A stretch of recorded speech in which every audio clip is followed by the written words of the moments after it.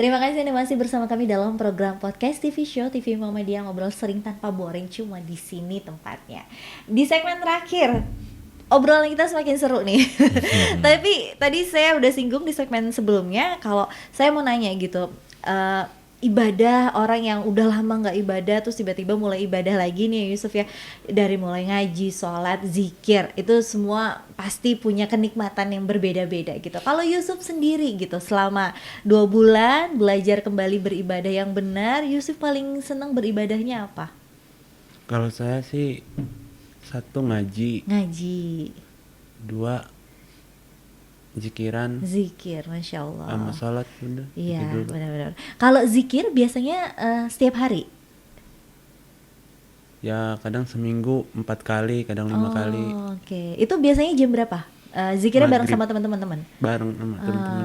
Maghrib, Maghrib sampai Isya kadang gitu? isya, Oh, kadang isya Masya sampai. Allah. Kenapa bisa suka sama zikir? Tadi kan sebenarnya Ustadz Halim udah nyinggung gitu, karena kalau zikir itu kayak ibarat kata kayak pengganti dari yang kesenangan dunia yang selama ini Yusuf pernah lakukan gitu. Yusuf Ya, merasakan kalau itu juga gitu. zikir itu kayaknya hilang semua pikiran kotor, Kak. Kalau semakin kenceng suara, semakin lupa semua. Yang Semakin ada inget sama yang Allah. di atas Oh, aja. Masya Allah, semakin fokus, semakin tenang Semakin- hati ya. Iya. Oke. Jadi kalau misalnya kayak gitu, kayak kalau aku tanya nih, mau balik lagi nggak ke komunitas yang dulu?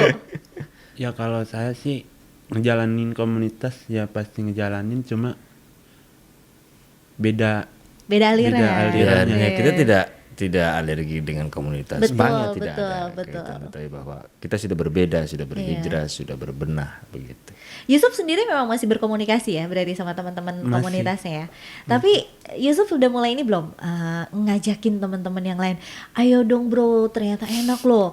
Kita ngepang sambil ngaji sambil zikir tuh lebih enak loh. Udah Ya. pernah ngajak-ngajak kayak gitu belum? sering ngajakin di temen-temen di Facebook, di WA. Hah? Cuma kan lihat keadaan tempat dulu. Kalau insya Allah kan kalau udah ada tempat ya bisa bawa temen. Balik lagi yang tadi Pak Ustadz bilang ya, pesantrennya masih Dia yang promosi sekarang. benar-benar. Saya mau ngingetin lagi deh berarti pemirsa TVmu. Jadi gini, Pak Ustadz Halim ini Tasawuf Underground itu memang sedang berjalan pesantren, tapi memang kita sedang mencari ruko yang jauh lebih besar untuk menampung banyak orang gitu, karena memang kebetulan komunitasnya juga semakin banyak. Jadi bagi para pemirsa TVmu yang pengen turut berdonasi untuk mensukseskan, memakmurkan juga, karena bagaimanapun juga ini pahalanya pasti luar biasa, boleh loh gitu berdonasi di Tasawuf Underground, insya Allah berbalas pahala ya Pak Ustadz ya. Nah Pak Ustadz, tadi kan kita ngobrol lagi aja, tadi si Yusuf bilang zikirnya tuh bikin tenang, bikin lupa. Memang cara zikir yang diajarkan tuh seperti apa sih gitu? Saya juga jadi pengen nih soalnya, biar saya tenang juga gitu. Ya, sebetulnya teknik biasa ya, artinya biasa diamalkan oleh pakai buyut kita di masjid, di musola, entah dia itu bertorikoh atau tidak, kan sama saja. Bahkan semua kalimat zikir mengandung energi yang bagus bagi seseorang untuk membangkitkan kesadaran. Oke. Tapi ya syaratnya dia harus berulang-ulang. Nah, kekuatannya sama seperti mesin motor yang kerja torsi, energinya harus ditentukan berulang-ulang. Makanya nggak ada orang zikir Allah udah selesai gitu. Dia harus berulang-ulang supaya ia tertanam, melahirkan daya gugah rohani. Sholat juga 14 abad yang silam hingga hari ini gerakannya sama. Monoton itu saja. Ucapan wirid ya gitu semua, zikir semua. Pilihannya yang mana, apa kita istighfar, apa sholawatan, atau la ilaha illallah, tinggal kita yang milih yang mana. Jadi bagaimana itu dirasakan secara batin. Dia harus ngerti maknanya kan. Sholat juga begitu, dia harus ngerti maknanya. Nah, anak-anak pang mengapa mungkin cepat, karena mungkin dia sudah mengalami banyak penderitaan. Orang kan kalau udah menderita, dizalimi, dianiaya, itu kan gairah jiwa ingin kepada Allahnya kan tinggi. Betul. Iya.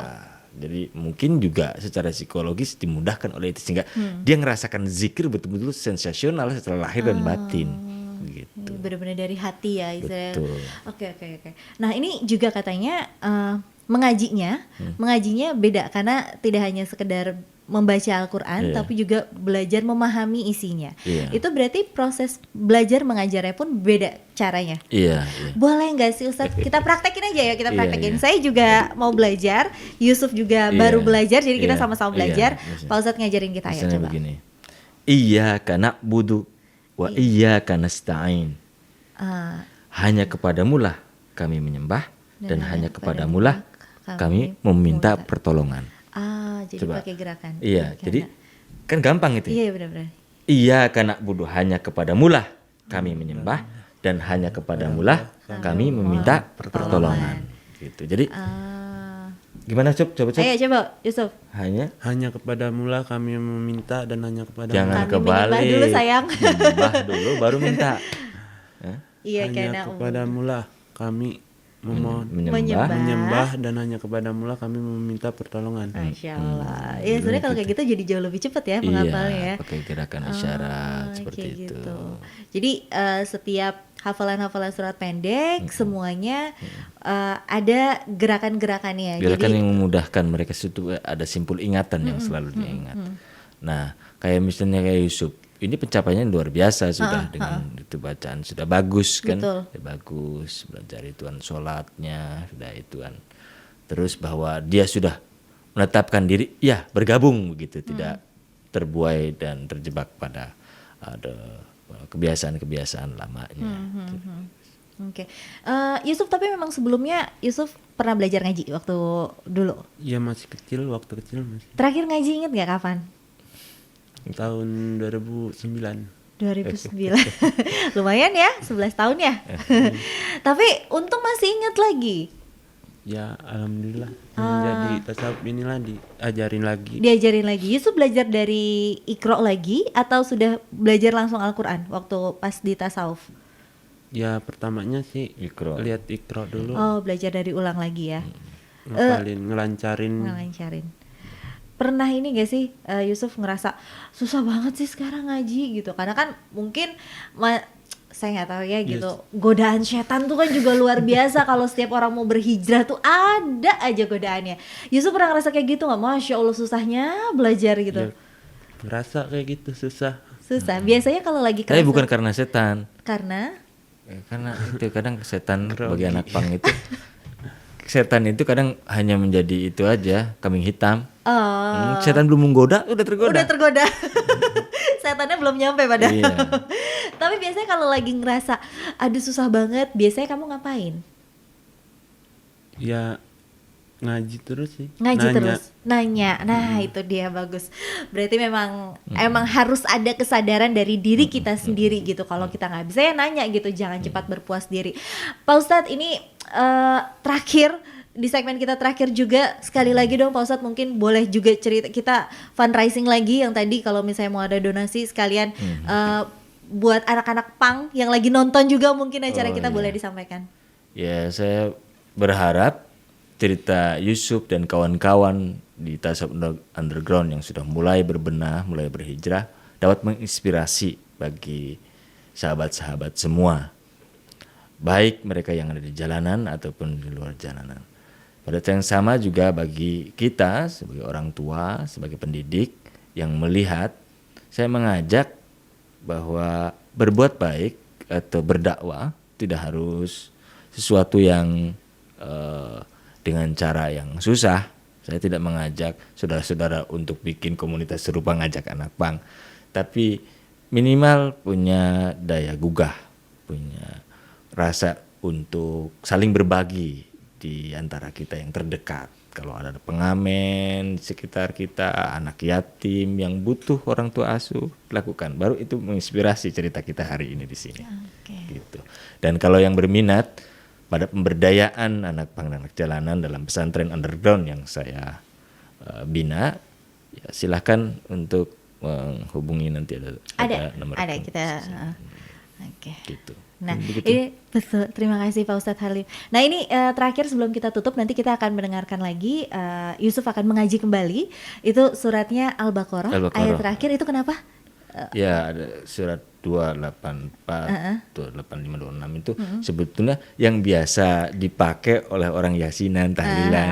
Dan memang itu semuanya isinya doa. Masya Allah. Bahwa orang yang punya beban berat, rezeki susah, banyak dosa, minta ampun dan sebagainya. Itu lengkap di 3 ayat terakhir itu.